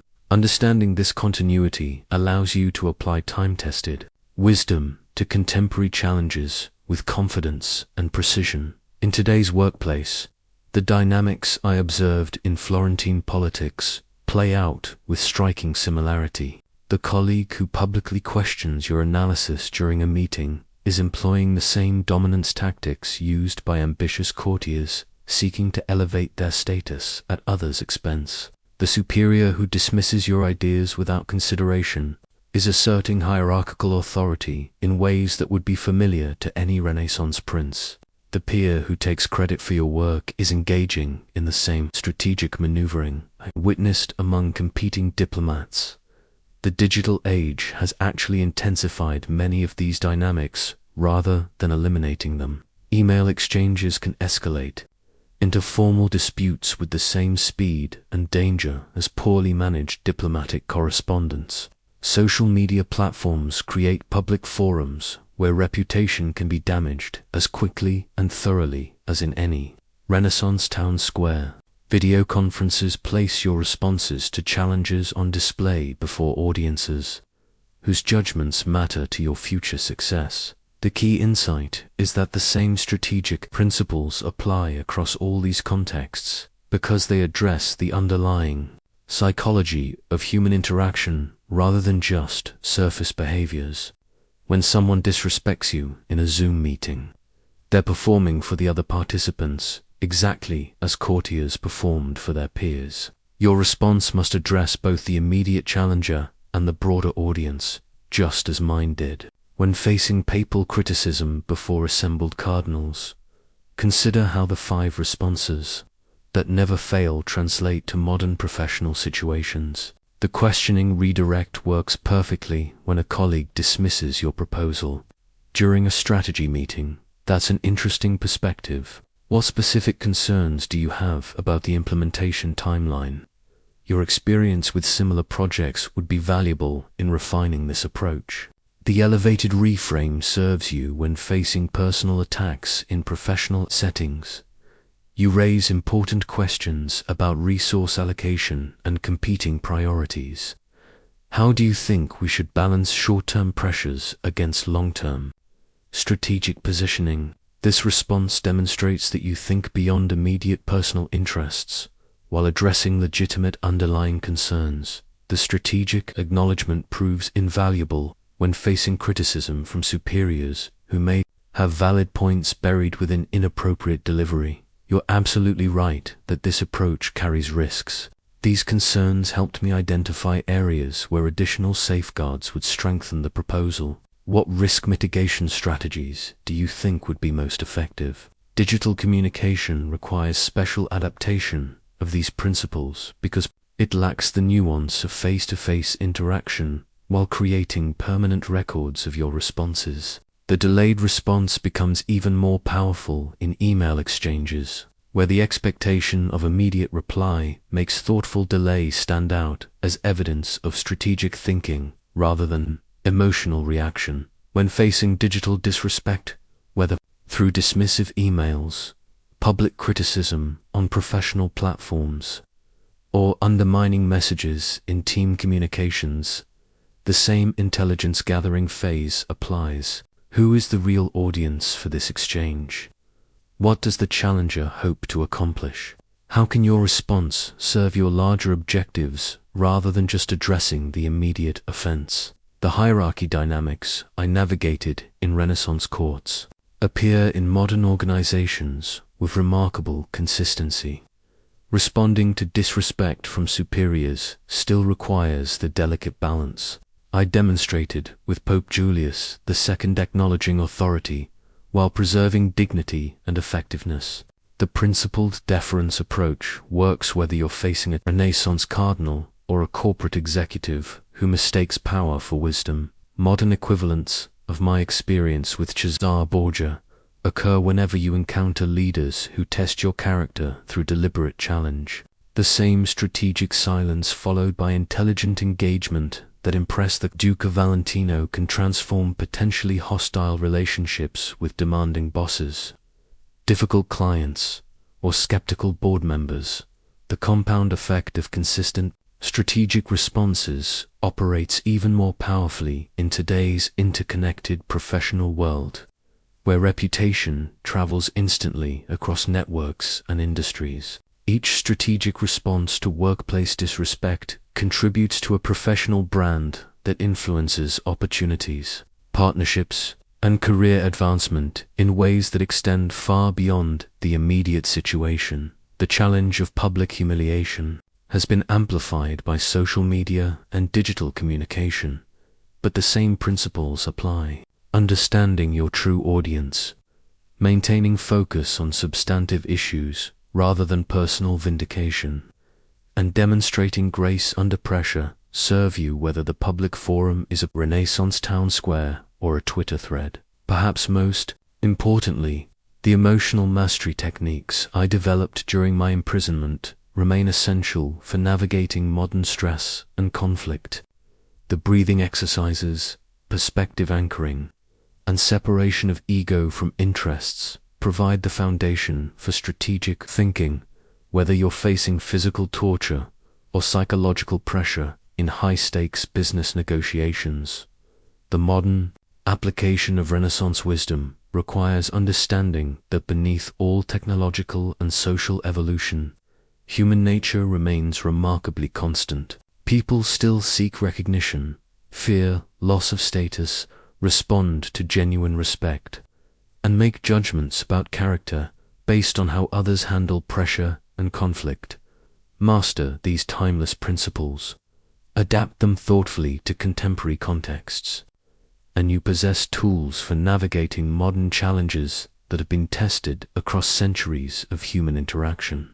The wisdom that served me in the courts of kings and popes will serve you in boardrooms and conference calls, because the essential dynamics of respect, power, and strategic response transcend any particular era or technology. The bridge between my time and yours lies in recognizing that while the stage has changed, the fundamental human drama remains the same.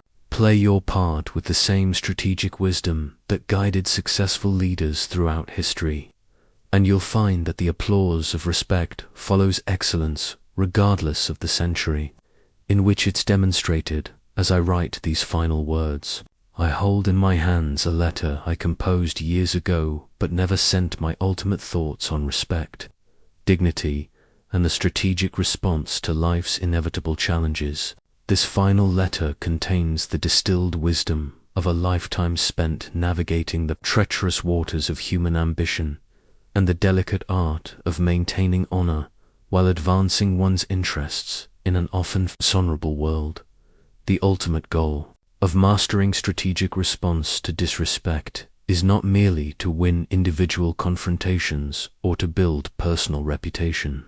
Though both serve important purposes, the highest aim is to become the kind of person who is rarely disrespected in the first place, not because you are feared or avoided, but because you have demonstrated such consistent wisdom, strength, and dignity that challenging you appears both unnecessary and unwise to reasonable people. This transformation happens gradually through the accumulation of strategic responses that demonstrate your character. Each time you handle disrespect with intelligence rather than emotion, grace rather than aggression, and strategic thinking rather than defensive reaction, you build a reputation that serves as armor against future attacks. People begin to understand that you are someone who cannot be easily rattled, manipulated, or diminished, which makes attempting to disrespect you seem like a poor investment of their effort. More importantly, you begin to carry yourself with the quiet confidence that comes from knowing you can handle whatever challenges arise. This inner certainty shows in your bearing, your communication, and your decision-making in ways that naturally command respect from others. You become someone whose approval is valued precisely because it cannot be easily obtained through flattery. or manipulation. The legacy you create through your responses to disrespect extends far beyond your immediate reputation. Every person who witnesses your strategic handling of challenges learns something about the possibility of maintaining dignity under pressure. Your example becomes a teaching tool that influences how others approach their own difficult moments, creating ripple effects that extend your positive influence far beyond your direct interactions. During my years in exile, when I might have succumbed to bitterness or resentment toward those who had wronged me, I chose instead to channel my experience into writing that would outlast any temporary political setback. The same principles that guided my diplomatic responses guided my literary responses to adversity, focusing on long-term contribution rather than immediate vindication, seeking to create something of lasting value rather than simply settling scores. This perspective transforms how you view every instance of disrespect or challenge. Instead of seeing them as obstacles to your success, you begin to see them as raw material for building character, opportunities to demonstrate your values, and chances to contribute to a larger understanding of how civilized people can disagree without destroying each other. The character you build through strategic response to disrespect becomes your most lasting achievement. Wealth can be lost, positions can be taken away, health can fail, but character endures and influences everything else you accomplish.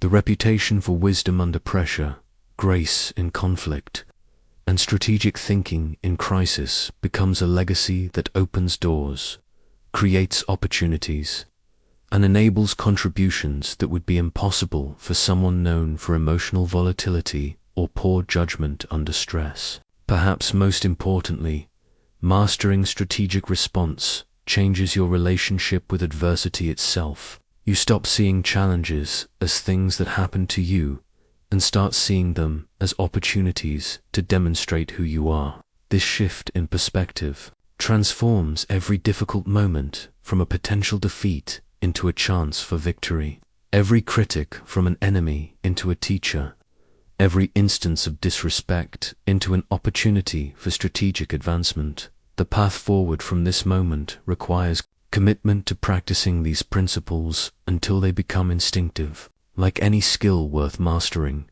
strategic response improves through repetition, reflection, and continuous refinement. Start with small challenges and build your capacity gradually. Notice your immediate emotional reactions and practice the breathing techniques that create space for strategic thinking. Develop your personal constitution for handling different types of disrespect. Define your core values clearly enough to guide decision-making under pressure. Build your response repertoire so that you're prepared for common challenges rather than inventing solutions in moments of high stress. Most importantly, remember that the goal is not to become invulnerable to disrespect, but to become someone who transforms disrespect into opportunities for demonstrating excellence. The highest form of victory is not defeating your opponents, but inspiring them to become better people through their interaction with you. Your legacy of respect begins with your next response to challenge or disrespect. Will you react with emotion or respond with strategy? Will you focus on immediate satisfaction or long-term advancement? Will you see the moment as an attack to be repelled or an opportunity to demonstrate the kind of character that commands lasting admiration? The choice is yours, and it shapes not only your immediate future but the kind of person you become and the influence you have on everyone whose life touches yours. Choose wisely, respond strategically, and build a legacy that transforms every challenge into a stepping stone toward the respect and effectiveness you deserve. In the end, the art of strategic response to disrespect is really the art of becoming someone whose life serves as an example of how intelligence, dignity, and strategic thinking can triumph over the baser impulses that too often govern human interaction. Master this art, and you master not just the techniques of response, but the very foundations of a life well lived and a reputation that endures long after the immediate challenges have been forgotten. This is my final counsel to you. Let every response to disrespect be an investment in the person you are becoming and the legacy you will leave. In a world that often chooses emotion over wisdom, reaction over response, and immediate gratification over long-term excellence, be the example of a better way. Your character, demonstrated through how you handle life's inevitable challenges, may be the most important contribution you make to the ongoing project of human civilization.